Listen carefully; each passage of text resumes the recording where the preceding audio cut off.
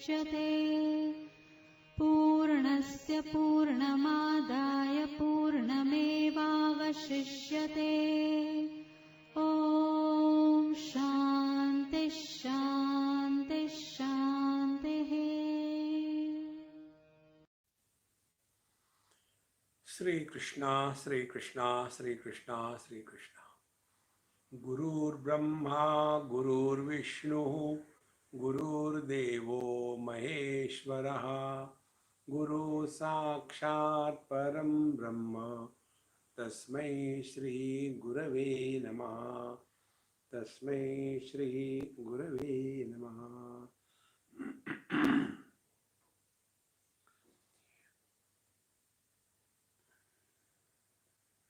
संपूर्ण प्रपंच को उदासीन दृष्टि से देखने से वासनाओं का क्षय होकर निर्विकल्प समाधि लग जाती है। देखो, ये उदासीनता का तात्पर्य ये है कि हम फ्रस्ट्रेट नहीं हो गए, डिप्रेशन में नहीं गए।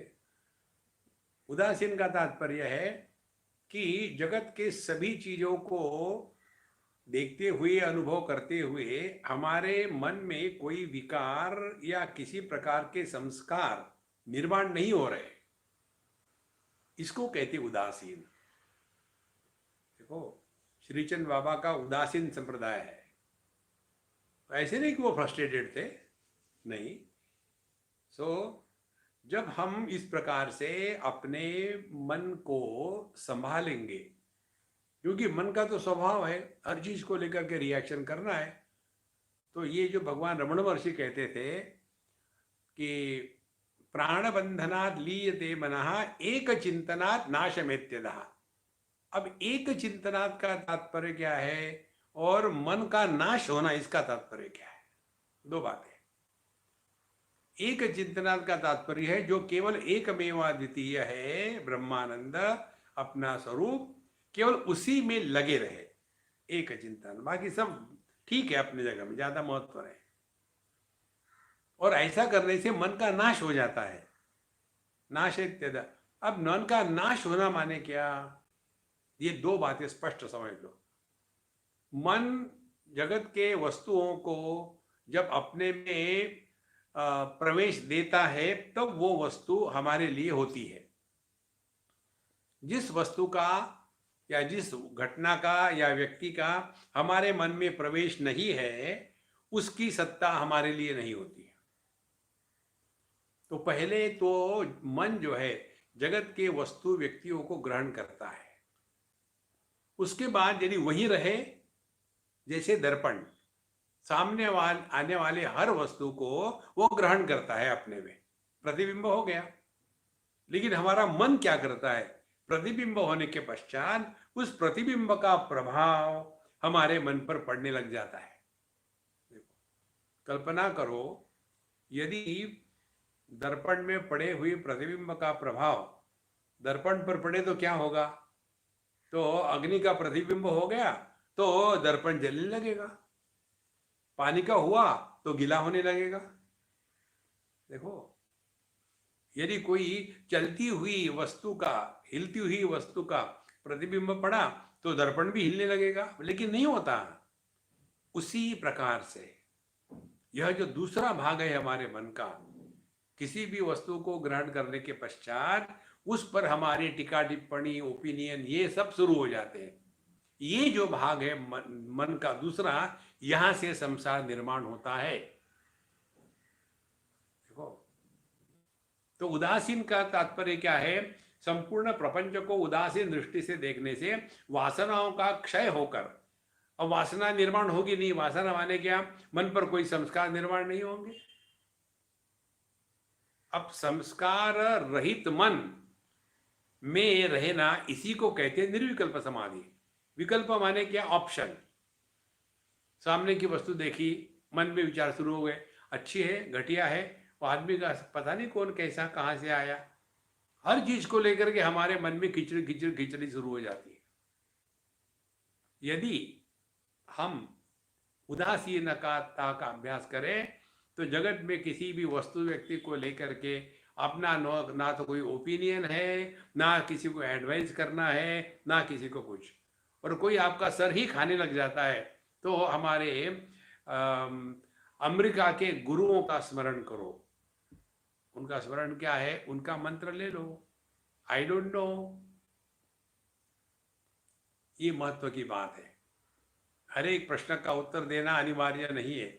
आप लोगों की परीक्षाओं में भी तो ये होता है ना, 100 में से किसी भी एक प्रश्न का उत्तर दो और फिर भी लोग फेल होते हैं। इसीलिए निर्विकल्प समाधि का तात्पर्य है हमने अपने जीवन में विकल्पों को ज्यादा महत्व नहीं दिया है। विकल्प क्या है? चॉइस। खाने को बैठेंगे तो 25 चॉइस हो गए। जितना कम चॉइस देंगे हम अपने आप को, उतने हमारे मन से ये विकल्पों का जो रोग है वो धीरे धीरे निकल जाएगा। देखो, don't choose anything, lesser the choice more the happiness. प्रपंच का निषेध दो प्रकार का होता है, विवेकी का और बोधवान का। देखो, ये भी ठीक से बात समझिए, बहुत महत्व की बात है। एक विवेकी है और दूसरा बोधवान है। अब जो विवेकी है उसे अनात्मा जानकर, माने संसार को अनात्मा जानकर अपने को उससे पृथक अनुभव करने के लिए उसका निषेध करता है। माने ये विवेकी जो है वो जगत को देख रहा है, लेकिन उसके देखने की प्रक्रिया क्या है कि ये जगत मेरे से अन्य है, मैं सत्य हूं और जगत मिथ्या। देखो, और इसीलिए यह जो विवेकी है वो जगत को अनात्मा मान करके उससे निषेध करके फिर अपना जो अनुभव है वो करने का प्रयत्न करता है। माने पहले तो उसने जगत को देखा, उसका उस पर प्रभाव हुआ, धक्के खाए और फिर समझ में आया ये व्यर्थ है, तो धीरे धीरे विवेक जागृत हो गया। कठोपनिषद में विषय आता है, हमारे जीवन की हर एक घटना, हर एक प्रसंग हमारे जीवन में दो ऑप्शन निर्माण करता है, प्रेयश्च श्रेयश्च। कोई भी घटना हो, यदि हम उसको प्रेय की दृष्टि से लेंगे, माने मुझे अच्छा लगता, अच्छा नहीं लगता, चाहिए नहीं चाहिए, ऐसा लेंगे तो हम संसार में फंस गए। और श्रेय माने क्या? क्या ये हमारे लिए योग्य है या अयोग्य है? यदि उसी घटना को इस दृष्टि से देखें तो हम संसार से निकलने का प्रयत्न कर रहे हैं। देखो, तो यह जो विवेकी है वो जगत का दर्शन कर रहा है, लेकिन उस पर प्रेय का प्रभाव नहीं है। माने वो अपने मन के राग द्वेष के द्वारा प्रभावित होकर के जीवन नहीं जी रहा है, क्योंकि विवेक कहाँ है? बुद्धि में है। और बुद्धि का स्थान क्या है? यही है, क्या ये योग्य है या अयोग्य है। इसीलिए जो विवेकी पुरुष है वो बुद्धि के सामर्थ्य से जगत को एक अनात्मा, मैं नहीं हूं, ये जान करके उसका निषेध कर देता है। अच्छा, बोधवान प्रपंच का अवस्तुत्व देखता है, इसीलिए निषेध करता है। देखो, जो ज्ञानी है वो इस जगत को देखता ही नहीं कि वो है ही नहीं जगत। देखो महाराज, क्या फर्क हो गया। विवेकी जो है सामने की वस्तु देखा, ये मेरी नहीं है, मैं नहीं हो सकता, इससे कोई मतलब नहीं है, हटो यहां से, उसका निषेध कर दिया। और ज्ञानी क्या है? ज्ञानी जब जगत को देखता है उसको वो है, सत्य है, इसकी कल्पना भी उसके मन में नहीं आती। कारण क्या? अब उसने ये अनुभव कर लिया है कि विषयों की सत्ता इंद्रियों में होती है। विषय इंद्रियों का स्थूलीकरण है। दृष्टि जो है निर्गुण निराकार है, और जो रूप रंग है वो सगुण साकार है। तो यह दृष्टि जो निर्गुण निराकार है, यह इस सगुण साकार के द्वारा प्रभावित नहीं होती, लेकिन सगुण साकार की सत्ता ये निर्गुण निराकार दृष्टि के सिवा नहीं हो सकती। इस ज्ञान में निष्ठावान होकर के रहने वाला बोधवान हो गया है। और जगत में रह करके जो जगत को विवेक से चलाता है, तो जगत को उसने अनात्मय अपने से अलग है, माने उसमें अभी द्वैत बना हुआ है, मैं और मैं नहीं, आत्मा अनात्मा। और बोधवान का क्या है कि ये जगत की जो वस्तु है ये अपने से अलग थोड़ी है। तो फिर क्या होगा? जैसे रूप रंग का दृष्टि पर प्रभाव नहीं होता, उसके लिए ये दृष्टि को क्या करना पड़ता है? कुछ नहीं, इसीलिए वो मस्त रहती है। अब जो ज्ञानी है, बोधवान है, वो इस संपूर्ण जगत का दर्शन करेगा, लेकिन जगत का कोई भी प्रभाव उस पर नहीं पड़ेगा और उसके लिए उसको प्रयत्न नहीं करने पड़ते। जैसे दृष्टि को रूप रंग का प्रभाव न हो, इसके लिए क्या करे? प्रयत्न करने कोई नहीं, इसका स्वरूप है।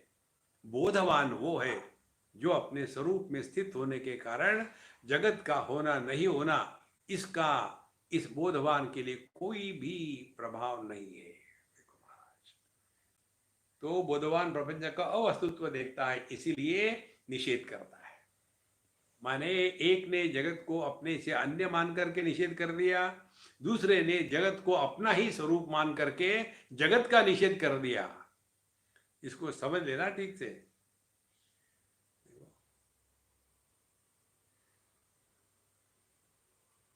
हमने एक ये हमारे हाथ में जो फोन है, इसको हमने अपने से अलग माना और इसका त्याग कर दिया।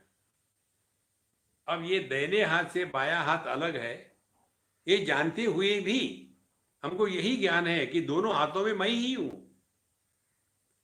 तो फर्क क्या हो गया?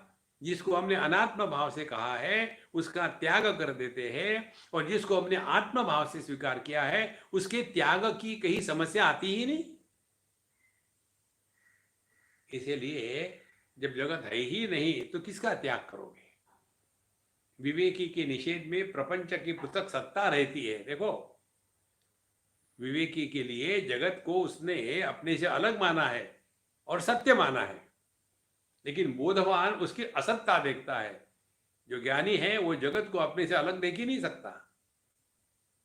देखो, बहुत महत्व की बात है। चंचल मन को वश में करने का सरल साधन पूछने पर श्री महाराज जी कहते थे कि जैसे उड़ी जहाज को पंछी पूरी जहाज पे आवे। हम लोग अभी पंचदशी के ब्रह्मानंदे योगानंद जो हम पढ़ रहे हैं उसमें ये उदाहरण आता है। जैसे एक पक्षी है, जो आप लोग तो गए होंगे कहीं ना कहीं ये क्रूज में वगैरह, तो हम कई बार गए हैं। तो उसमें जब निकलते हैं क्रूज से तो वहाँ काफ़ी ये जो सी गर्ल्स होते हैं वो आकर वो क्रूज पर बैठते हैं, क्योंकि वहाँ उनको खाने को मिलता है। और फिर वो उनको खिलाने के लिए ये लोग ऐसा हाथ में लेकर के आकाश में फेंकते हैं, तो ये जो पक्षी है आकर के उठा करके खा लेते हैं।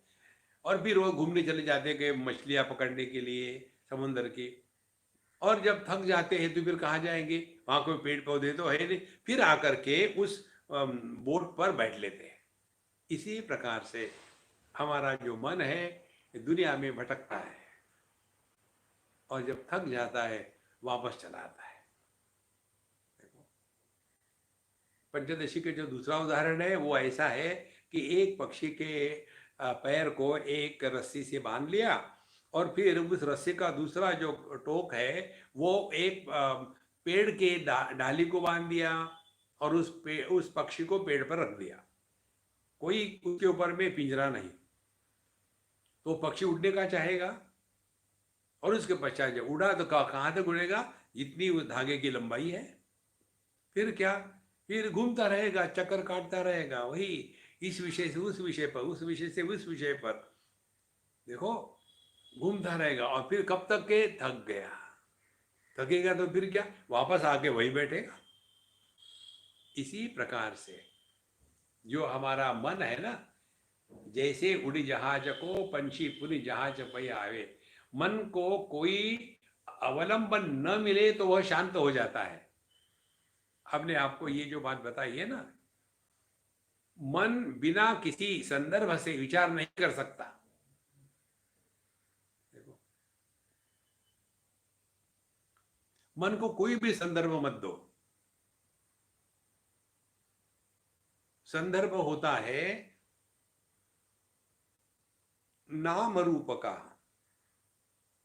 संदर्भ होता है, देश काल वस्तु व्यक्ति का संबंध होता है, संदर्भ होता है स्मृतियों का, संदर्भ होता है भविष्य की चिंता का। इसीलिए जो हमने आपको एक महामंत्र दिया था, याद है तो ठीक है, नहीं तो दोहराओ।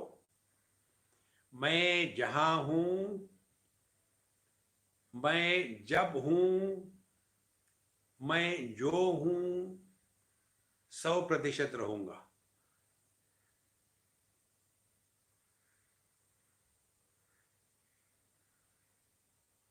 देखो मन शांत हो गया। लेकिन यदि मैं वहां था तो रेफरेंस मिल गया मन को, मैं उस समय था तो काल का रेफरेंस मिल गया, उस समय में छोटा था, वस्तु का रेफरेंस मिल गया। यदि हम अपने मन को इस देश काल वस्तु में भटकना बंद करवाएंगे तो धीरे धीरे ये मन को कोई आलंबन ही नहीं रहेगा जाकर के किसी को पकड़े। मन को यदि कोई अवलंबन ना दे तो वो शांत हो जाएगा। इसको लेकर के हमने आपको एक टेक्निक बताई थी। भगवान का नाम ऐसे लो, मन को आलंबन दे दिया, श्री राम श्री राम श्री राम, मन को आलंबन दे दिया। अब एक आलंबन देने के बाद मन को, आलंबन को हटा दो, श्री राम।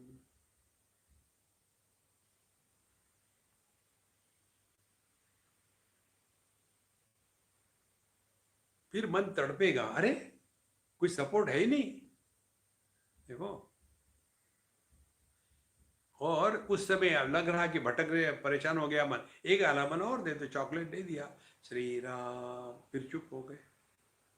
धीरे धीरे मन को निरालंब रखने का अभ्यास करना पड़ता है। देखो, मन को यदि कोई अवलंबन न हो तो मन शांत हो जाएगा। और इस मन को शांत करने के जो हमने अनेक उपाय बताए हैं, उसमें एक सिंपल उपाय है, लिसन टू साइलेंस। शांति का श्रवण करो। शांति माने शब्द का अभाव, शब्द के अभाव को सुनना माने शब्द के प्रभाव से मुक्त होना। कोई मतलब नहीं, कुछ कोई हो ना, कोई भी चला ठीक ही है, सब ठीक है। अपने आप मन शांत रहने लगेगा। मन के दो ही मार्ग है, एक विषय चिंतन का और दूसरा ब्रह्म चिंतन का। देखो, इस मन को आप ऐसे समझो, मन जो है हमारा, ये क्या है? जीवन की नदी बह रही है।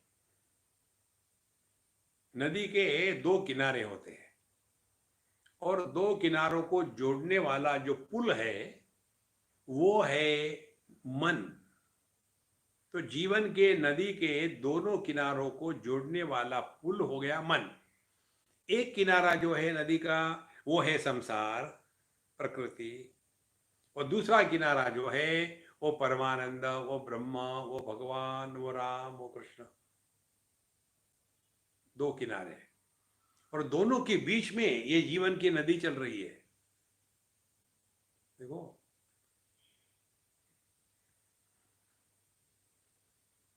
और दोनों जगह में, अपने जगह में शांति है, परमात्मा में कोई समस्या नहीं है और प्रकृति में कोई समस्या नहीं है। तो ये मन ऐसा पुल है कि जिसके द्वारा हम दोनों दिशा में जा सकते हैं। या तो आप प्रकृति में चले जाओ संसार में, या तो परमात्मा में चले जाओ, लेकिन कोई भी पुल के ऊपर में अपना मकान बना करके नहीं रखता। देखो, तो हम गहरी नींद में हैं तो हम पूरे प्रकृति में दबे हुए हैं। अब उड़ गए, अब चल पड़े मन के पुल पर।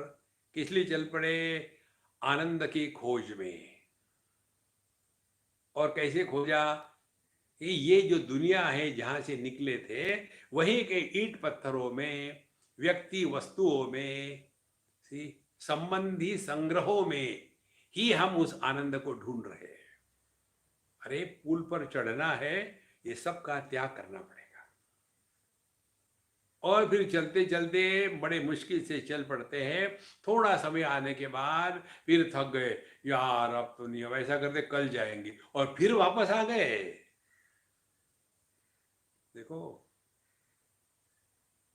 तो कहते हैं कि यह जो मन है, एक तो इसका विषय चिंतन का है, और दूसरा मार्ग है ब्रह्म चिंतन का। यदि वह ब्रह्म चिंतन में लगा रहे तब तो ठीक है। देखो, तच्चिंतनम तत्कथनम अन्योन्यम तत्प्रबोधनम एतद् एक परत्वं च ब्रह्माभ्यासम विदुर्बुधाः। केवल इस तत्व को छोड़ करके अन्य कोई भी विषय को महत्व देना ही नहीं। हमारे भगवान रमण महर्षि ने जो नाटक किया था मरने का, देखो उसमें बताते, जो लिखा है उस पर अनुसार हम बता रहे कि उन्होंने ऐसा सोचा कि समझो मैं मर गया तो क्या होगा, तो शरीर कड़क हो गया और मैं इससे अलग हूं, मुझे कुछ हुआ नहीं, इसीलिए मैं शरीर से अन्य हूं, और फिर निकल पड़े। आप इसी मृत्यु के एक्सपेरिमेंट को इस प्रकार से खेल के देखो। देखो कैसे, जैसे एक गिलास है या एक बोतल है, और बोतल के बाहर भी आकाश है और अंदर भी आकाश है। देखो, तो बोतल के बाहर भी है आकाश, अंदर भी है, और यदि वो बोतल किसी कारण से फूट जाती है, टूट जाती है, तो जो अंदर का आकाश था, क्या वो बाहर के आकाश से मिल गया, या जो अंदर का आकाश था क्या वो इस बोतल से निकल के दूसरे बोतल में जाने के लिए निकल पड़ा, या उस अंदर के आकाश को बोतल रहना या बोतल नहीं रहना, दोनों का कोई फर्क पड़ा? तीन चिंतन है।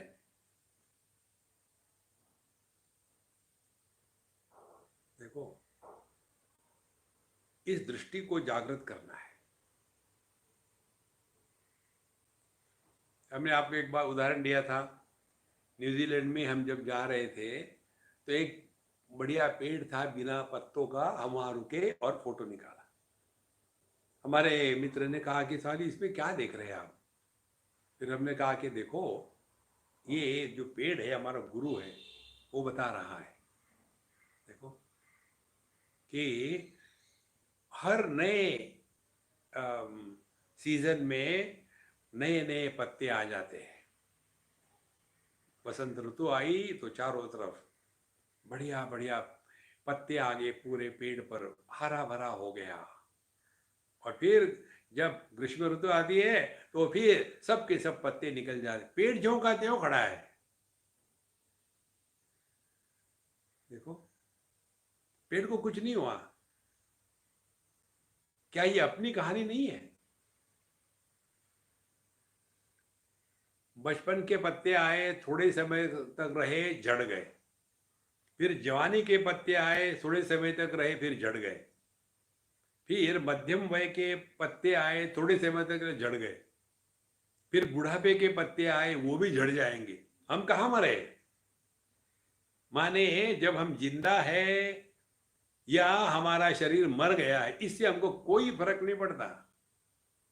जैसे उस बोतल का आकाश, चाहे बोतल रहे या बोतल ना रहे, इसका कोई प्रभाव नहीं है, क्योंकि बोतल के कारण आकाश नहीं है, आकाश के कारण बोतल है। बोतल में कुछ भरना मत, खाली रखना, नहीं तो गड़बड़ हो जाएगी। कितनी महत्व की बात है। इसलिए ये चिंतन लगो, पड़े हैं अपने बिस्तर पर और खेल रहे हैं। देखो, परमात्मा की धारणा केवल इस प्रकार से सबसे संभव और आसान है, और वो है आकाश की धारणा। जैसे इस कमरे के अंदर भी आकाश है, बाहर भी है। इसका अर्थ क्या निकला? ये कमरा आकाश में है। तो कमरा रहे ना रहे, आकाश को कुछ नहीं होता। इसी प्रकार से देह बच्चा हो या बड़ा हो, अपने को कुछ नहीं होता, क्योंकि हमारी भ्रांति क्या है? हम देह के अंदर है। ये भ्रांति को उल्टा कर लो, देह हम में है। देखो, तो हम आकाश की धारणा करें कि इस देह के अंदर का जो आकाश है, उसी आकाश में सब कुछ भरा हुआ है, और जो देह के अंदर का आकाश, बाहर का आकाश अलग अलग नहीं है। देखो, तो जब ये देह टूट जाएगा तो आकाश का क्या होगा? कुछ नहीं होगा। अब दूसरा आकाश, द चित्ताकाश। तो जैसे स्थूल आकाश में स्थूल जगत होता है, वैसे चित्ताकाश में केवल संकल्पों का जगत होता है। तो चाहे संकल्प अच्छे रहे, बुरे रहे या ना रहे, इस चित्ताकाश को कोई फर्क नहीं पड़ता। और फिर आते हैं चिदाकाश में। चिदाकाश ऐसा है कि जिसमें इसके सिवा और कुछ नहीं है। देखो, सॉलिड स्पेस, भरीव आकाश, सभी इसमें है, इसीलिए आकाश। और इसमें इसके सिवा और कुछ नहीं है, इसीलिए सॉलिड, इसलिए भरीव। ये खेलते रहो बेड पर लेटे लेटे, देखो कैसा मजा आता है। यदि वह ब्रह्म चिंतन में लगा रहे तब तो ठीक है, वह विषय चिंतन करने लगेगा। यदि उसको ब्रह्म चिंतन में नहीं लगाओ, तब तो विषय चिंतन करने लगेगा। अतः उसे विषय चिंतन से पुनः पुनः हटा करके ब्रह्म चिंतन में लगाते रहना चाहिए। देखो, ये जो महाराज जी ने बात करी है ना, उसको हमने आपको दूसरे शब्द से बताया। आत्मचिंतन माने अनात्म चिंतन का अभाव। देखो, बात वही है।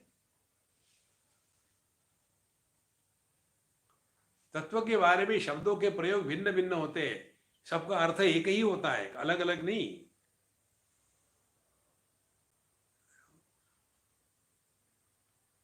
विषयों के बारे में चिंतन नहीं करना माने अनात्म का चिंतन मत करो।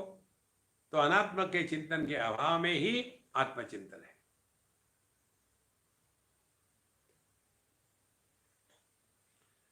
श्रुति कहती है कि सर्वम खलविदम ब्रह्म नेह नानास्ति किंचन। ब्रह्म के अतिरिक्त यहां कुछ और है ही नहीं। श्रुति माता कहती है कि केवल सर्वम खलविदम ब्रह्म नेह नानास्ति किंचन, यहाँ केवल परमात्मा ब्रह्म मात्र है, और यहाँ ये जो अनेकता है, ये अनेकता की कहीं स्थिति नहीं है।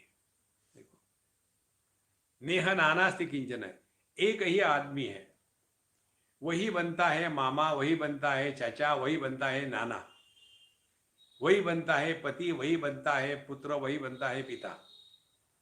तो इस आदमी के दृष्टि से देखो तो नेह नानास्ति किंचन, चाचास्ति किंचन, मामास्ति किंचन और नथिंग। इसी प्रकार से एक ही परमात्मा उपाधि के कारण अनेक लखाया जाता है, लेकिन उसके कारण वो अनेक होता नहीं।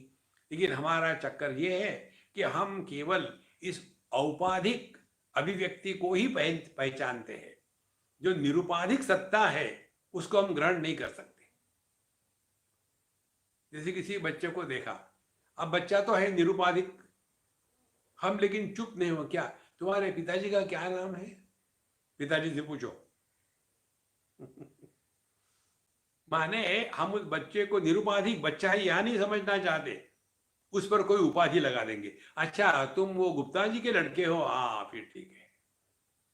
देखो संतो, इसलिए श्रुति कहती है सर्वम खल्विदम ब्रह्म नेह नाथा नाना से किंचन, ब्रह्म के अतिरिक्त यहाँ कुछ और है ही नहीं। बार बार इसी का चिंतन करने से विषय चिंतन के लिए कहाँ गुंजाइश रहेगी। देखो अब इसके बारे में हम आपको एक बढ़िया बात बताते हैं, ध्यान से सुनना।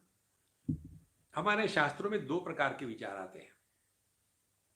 एक विचार है ब्रह्म सत्यम जगन मिथ्या, दूसरा विचार है सर्वम खल्विदम ब्रह्म। दोनों को जोड़ लो तो क्या होगा, ब्रह्म मिथ्या है। देखो तो इसको ठीक से समझना है। कैसे समझना है, कारण की निष्पत्ति कार्य से होती है। यदि कार्य नहीं हो तो कारण सिद्ध नहीं हो सकता, और इसीलिए कार्य कारण मिथ्या है। देखो हम लोग जो डॉक्टरों के पास जाते हैं तो उनको रोग का नाम नहीं बताते, हम रोग के लक्षण बताते हैं। तो लक्षणों से फिर डॉक्टर देखता है कि इसको क्या रोग संभव है। देखो इसी प्रकार से ये दो सिद्धांत जो है,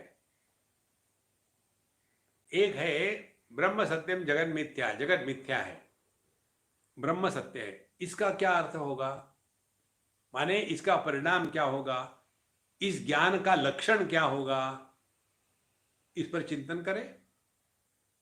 तब आपको धीरे धीरे चिंतन से पता चलेगा। जिसको पहले हमने मिथ्या के रूप में स्वीकार किया है उसके प्रति हमारी भावना क्या होती है। जिसको हमने मिथ्या के रूप में स्वीकार किया है, पहली बार उसको लेकर के हमारे जीवन में सुख दुख का निर्माण नहीं होता।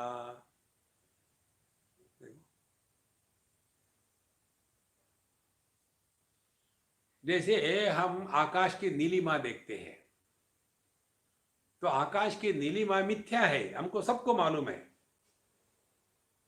तो आकाश की नीलिमा को देखने के बाद और ये जानने के बाद कि आकाश का कोई रंग नहीं होता, और फिर भी देखते हैं, तो इस मिथ्या रंग को, नीले रंग को देख करके क्या हमारे हमने सुख दुख का निर्माण हुआ है?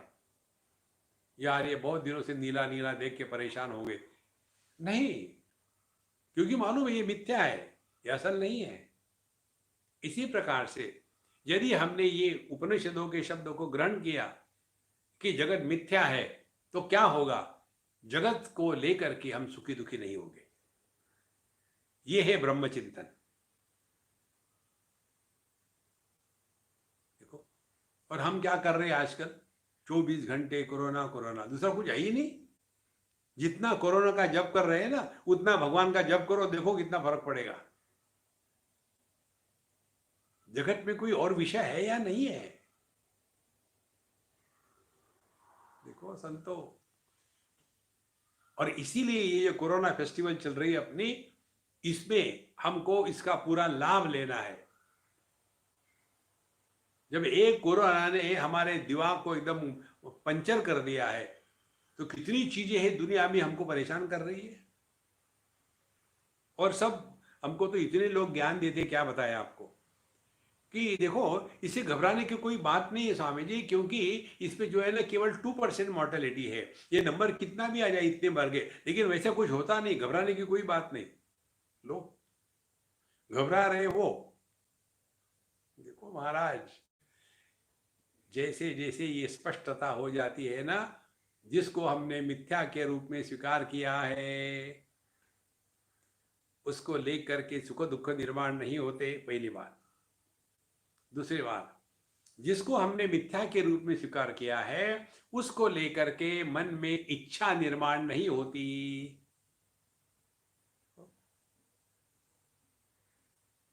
जैसे हमने समझो इंद्रधनुष देखा है, अब इंद्रधनुष देखने के पश्चात हमको मालूम है कि वास्तविक नहीं है, ये दिख रहा है बस।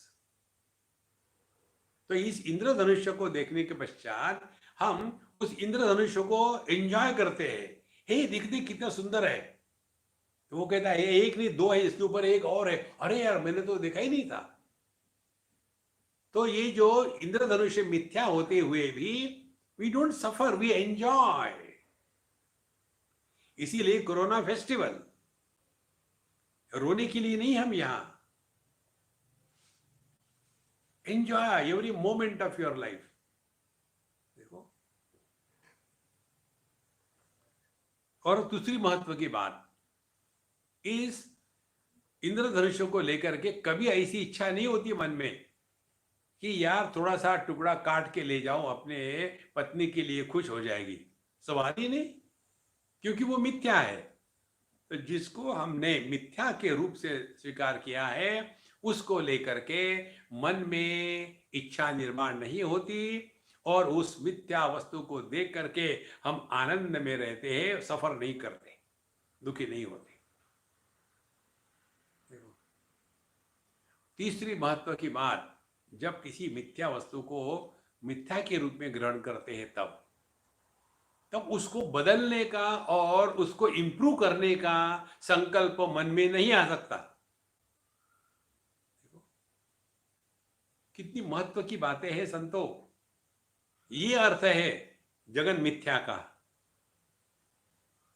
लेकिन हम सबको सुधारना चाहते हैं, दुनिया का भला करना चाहते हैं।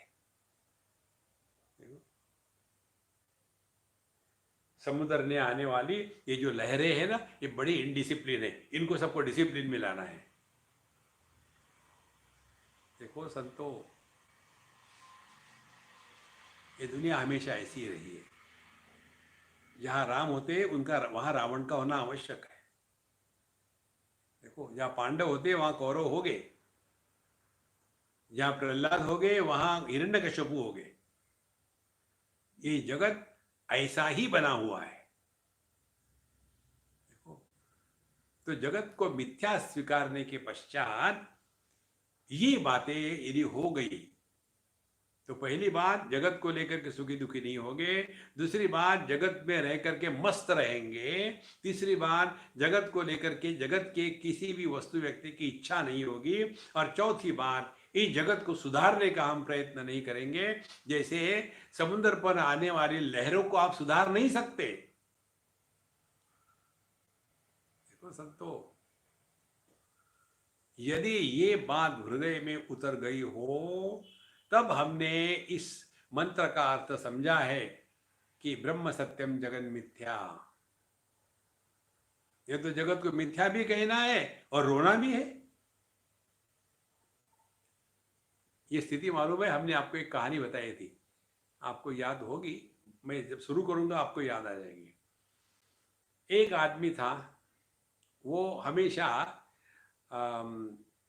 राणा प्रताप का पाठ करता था। एक नाटक में, राजस्थान के एक नाटक में राणा प्रताप का पाठ करता था, और उसने कई बार किया, बड़ी उसको सक्सेस रही, और हर बार वो नाटक पूरा हो गया। उसके बाद जब वो वापस जाता अपने ग्रीन रूम में, तो वहां के लड़का जिसको इसे हिसाब रखना होता है कपड़ों का, वो कहता, अरे यार जल्दी आ जा राणा प्रताप, निकाल टोपी, निकाल वो भाला, निकाल जूते, और फटाफट रख करके वो तय करके बक्से में रख दिया, ऊपर में लेबल लगा दिया राणा प्रताप।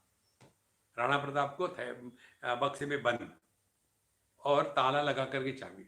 एक दिन हमेशा की तरह राणा प्रताप आया, और लड़के ने कहा कि राणा प्रताप उतार जूते जल्दी। राणा प्रताप को गुस्सा आया, एक लगाया तमाचा उस बच्चे को। लड़का बोला, क्या हो गया इसको आज बेवकूफ को। और फिर वो बाहर निकल गया, तो सामने बस आई। राणा प्रताप ने सोचा उसके लिए बस आ गई, घुस गया अंदर में। जैसे अंदर घुसा, ये विचित्र ड्रेस पहन करके, तो कंडक्टर ने कहा, यार पैसे निकाला, कहाँ जाना है। राणा प्रताप को पैसे मांग रहा है। दूसरा तमाचा लगाया फटाट से। तो ड्राइवर ने देखा कि हाथ में उसके भाला है, ज्यादा गड़बड़ करे कुछ और कर देगा। बोले चुप रहो, ये लोग आंखों आंखों में बात करते हैं, ड्राइवर और कंडक्टर वहां देख करके। तो फिर बस चल पड़ी। रात को 1-2 बज गया, घनघोर जंगल में अंधकार ही अंधकार है, और उस ड्राइवर ने जोर से ब्रेक लगाया धड़ाल से। तो ये जो राणा प्रताप था पूछता है क्या हुआ, तो ड्राइवर करता कहता है चित्तौड़गढ़ आ गया। तो राणा प्रताप नीचे उतर गया। जंगल में, अंधकार में, रात में बस चली गई। अब वो चित्तौड़गढ़ में ही घूम रहा है। ये राणा प्रताप जो है ना, वो आप और हम हैं। हमको सबको ये भिन्न भिन्न एक्टिंग करने का रोल दिया है प्रभु ने, देखो। लेकिन हम बन जाते हैं गुरु, गुरु बन करके पब्लिक को आशीर्वाद देने लग गए। देखो महाराज, इस चक्कर में मत पड़ना। जो अपना रोल है करो, फिर इमीडिएटली कपड़े उतार डालो। देखो, यही हमको सिद्धांत भिन्न प्रकार से आपको बताते हैं। बड़ों के सामने है तो आदर से रहो, बच्चों के सामने है तो उनको माफ कर दो। यही रोल है अपना। देखो, यदि हम धीरे धीरे ये समझ लेंगे और उसके अनुसार अपना जीवन बदलेगा, तब हमने यह ब्रह्म सत्यम जगत मिथ्या इस तत्व को ग्रहण किया है। देखो, तो एक तो बात हो गई जगत मिथ्या। अब दूसरी बात यह है, मिथ्या किसको कहते हैं? मिथ्या माने जो अनुभूति हमको परिस्थिति विशेष में होती है, और यदि वो परिस्थिति विशेष ना हो तो वो अनुभूति हो नहीं सकती, उसको मिथ्या कहते हैं। तो जैसे मृग तृष्णा होती है या मृग जल जिसको कहते हैं, ये मृग तृष्णा या मृग जल जो है, ये हमको कब दिखता है? परिस्थिति विशेष में। दोपहर का समय हो, सूर्य की किरणें पृथ्वी पर एकदम परपेंडिकुलर गिर रही हो और पृथ्वी भयानक गर्म हो गर्मी के कारण, और इसीलिए वो उनकी जो सूर्य की जो किरणें हैं वो हिलने लग जाती है रिफ्रैक्शन के कारण, और वहां ऐसे दिखता है कि पानी है, और उस पानी में सामने से ट्रक आ रहा होगा तो उसका प्रतिबिंब भी दिखता है। वो होता कुछ नहीं। लेकिन यदि वो परिस्थिति ना रही, शाम हो गई, रात हो गई या अर्ली मॉर्निंग है, तो आपको वो मृग तृष्णा मृग जल नहीं दिखेगा। इसी प्रकार से ये जो जगत है, ये कब दिखता है? कौन सी कंडीशन है? जब हमारा देह के साथ तादात्म्य है, तभी यह जागृत अवस्था होती है। यदि देह के साथ तादात्म्य नहीं है तो ये स्थूल जगत की कोई सत्ता नहीं है। देखो,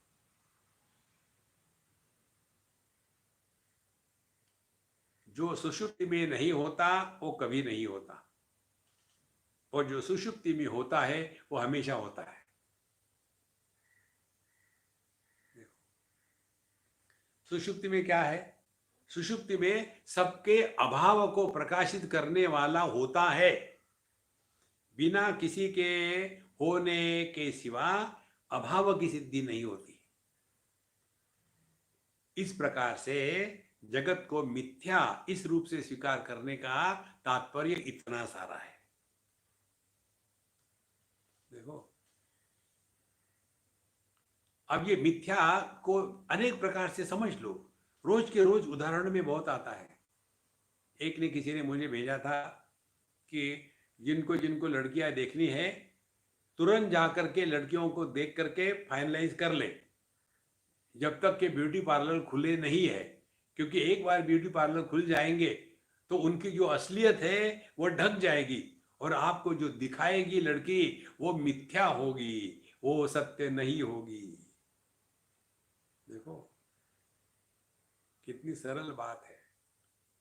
तो जगत को मिथ्या स्वीकार करने का तात्पर्य, इसका प्रभाव हमारे जीवन में इच्छाओं का आमूलाग्र निराकरण। जैसे स्वप्न को हमने जब मिथ्या के रूप में स्वीकार किया, तो स्वप्न की धन दौलत हम जागृत में नहीं ला सके, इसलिए दुख नहीं होता, क्योंकि वो मिथ्या था, परिस्थिति विशेष में निर्माण हुआ था। इसलिए जब कहते हैं सर्वम खल्विदम ब्रह्म, अब ये सभी ब्रह्म है, दूसरा सिद्धांत शास्त्रों में आता है, सभी ब्रह्म है, सर्वम खल्विदम ब्रह्म, तो उसमें हम भी तो आ गए ना, क्या हम बाहर है? माने सर्वम खल्विदम ब्रह्म इस अनुभूति का या इस वाक्य का अर्थ यह है कि जिसमें अन्य की प्रतीति ही होती नहीं। देखो, जैसे हम अपने हाथ पैर देखते हैं, तो हाथ पैर देखने के बाद कभी ऐसा लगता है क्या यार किसके पैर पड़े हैं वहां? नहीं लगता।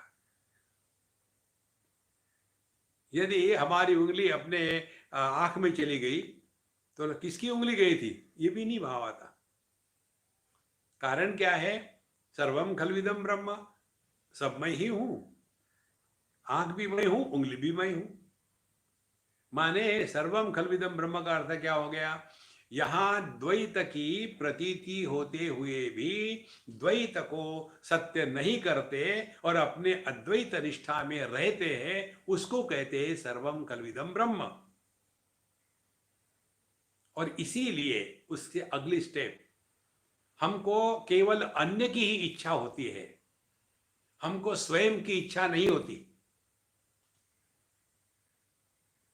जैसी आंखें अन्य को देख सकती है, स्वयं को नहीं देख सकती, वैसे ही इच्छा हमेशा अन्य की होती है।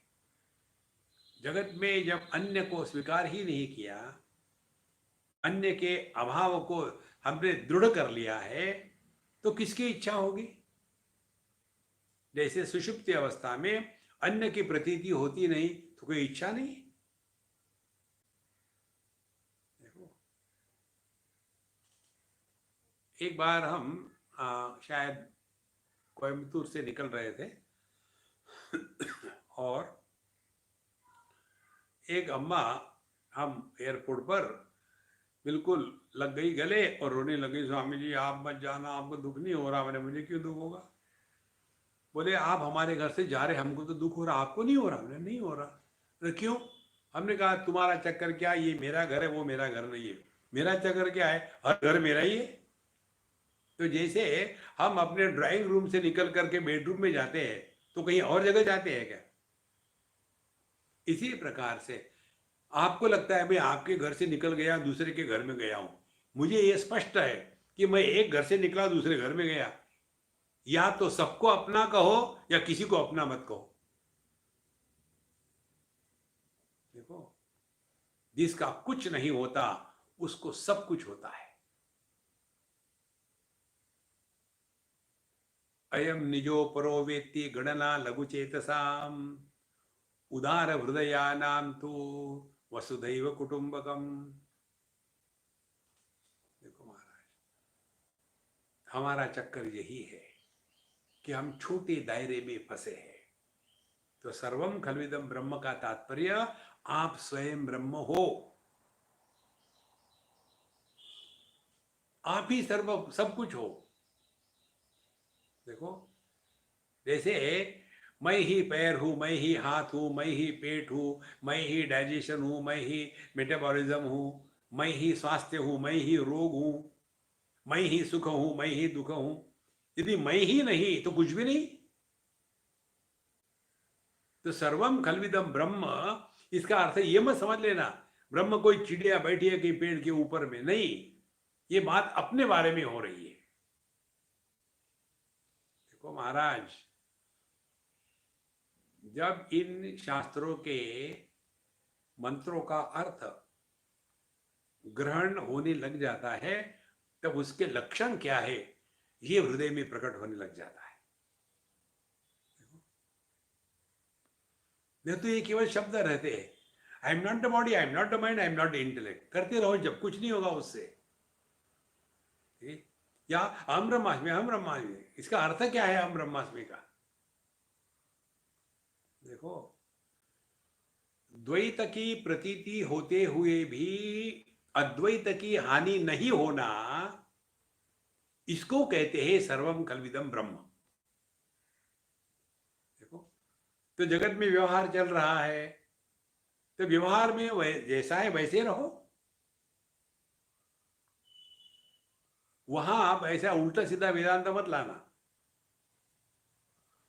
नहीं तो आप कहीं जा रहे हैं एयरपोर्ट पर और वहां पूछा आपको आपका नाम क्या है, नाम रूप मिथ्या। देखो, आपका डेट ऑफ बर्थ क्या है, अजोपी सन्नव्य आत्मा, मेरा कभी जन्म ही नहीं हुआ। फिर वो सिक्योरिटी को बुलाएगा, इस पागल को बाहर फेंक देना।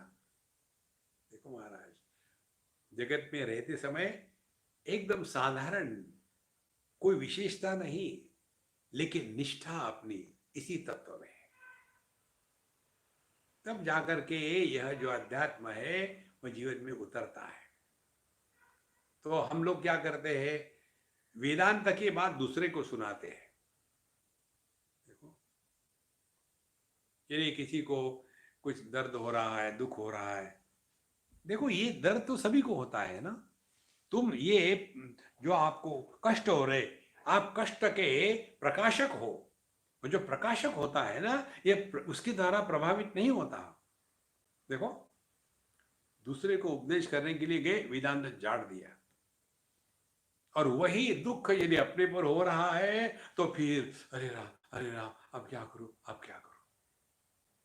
देखो, होना क्या चाहिए, वेदांत अपने पर लगाना है और जगत के साथ प्रेम से, सेवा से व्यवहार करना है। जगत की सेवा करना और जगत को मदद करना, जगत का उद्धार करना, इसमें बहुत फर्क है। जगत का उद्धार करने का अर्थ क्या हो जाएगा, जगत बिगड़ा हुआ है उसको ठीक करना है।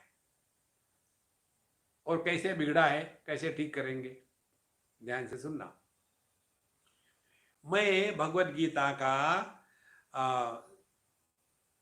सिद्धांत स्वीकार करने वाला हूं, तो मुझे जगत का उद्धार करना हो तो मैं क्या करूंगा, सबके हाथ में भगवत गीता पकड़वानी ही है, दूसरा कोई ग्रंथ नहीं हो। यदि मैं सिगरेट नहीं पीता तो फिर मैं जगत का उद्धार कैसे करूंगा, सिगरेट पीना बंद करवा दो।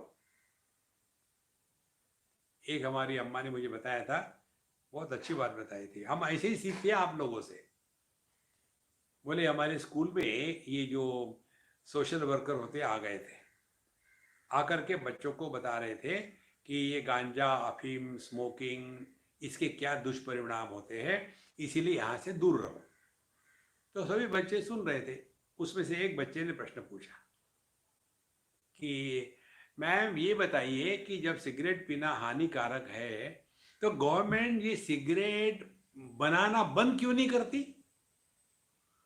क्या उत्तर है, यदि मदिरा पान करना खराब है तो इतने कष्ट में भी ये मदिराओं की दुकान क्यों खोल दी। देखो, इसीलिए जैसे जैसे सूक्ष्मता बढ़ती है ना अपनी ज्ञान की, तब ये बातें समझ में आती है कि हम अध्यात्म के मार्ग पर चल रहे हैं, हमको जगत का उद्धार नहीं करना।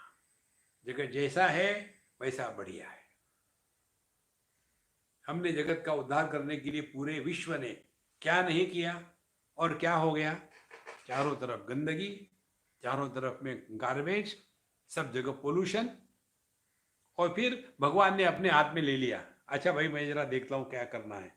जैसे भगवान ने अपने हाथ में ले लिया, उसके बाद देखो सब जगह कितने बढ़िया हो गई, साफ सुथरी है, पोल्यूशन नहीं है, हवा साफ है। जो चीज हम पिछले 200 साल से नहीं देख सकते थे अपने घर से, वो अब घर से बैठे बैठे ये हिमालय की शिखर देख रहे हैं। कैसे दिख रहे हैं, साफ सुथरी हो गई ना। देखो महाराज, ये दुनिया को सुधारना नहीं है। दूसरी बात, हम दुनिया को मदद करना चाहते हैं। दुनिया को मदद करने के पहले अपने आप को मदद करो। ये दुनिया को मदद करने वाले मालूम कौन होते, एक तो ये उद्धार करने वाले, दूसरे होते हैं ये समाज सेवक। दुनिया को मदद करनी है, बेचारे गरीब लोग। इसके लिए फिर आपके पास है क्या पैसे? नहीं, पैसे फिर क्या करेंगे? हम एनजीओ बनाएंगे, लोगों से पैसा इकट्ठा करेंगे लीगली, और इलीगली उसको इस्तेमाल करेंगे अपने लिए। दूसरे से पैसा लेकर के जो समाज सेवा का कार्य होता है, इससे बढ़कर के और गंदगी और कुछ नहीं है। This is legalize corruption. Corruption authenticated, CA। देखो महाराज, इसीलिए ना तो हमको जगत का उद्धार करना है, ना तो हमको जगत की मदद करनी है। फिर तीसरा ऑप्शन, हमको जगत की सेवा करनी है। सेवा किसकी करते हैं? जो हमसे श्रेष्ठ हो। तो जगत में हमसे श्रेष्ठ क्या है? यह संपूर्ण जगत, सर्वम खलविदम ब्रह्म, यह संपूर्ण परमात्मा का ही तो रूप है। इसीलिए भगवान के भक्त जो होते हैं वो जगत को मदद नहीं करते, जगत का उद्धार नहीं करते, वो जगत की सेवा करते हैं। स्वामी विवेकानंद ने उनके लोगों को यही मंत्र दिया था। देखो, जहां व्यक्ति में सेवा भाव निर्माण हो गया, नम्रता आ जाती है। ये नम्रता ही तो महत्व की है। नहीं तो हम कितने अकड़ू रहते हैं।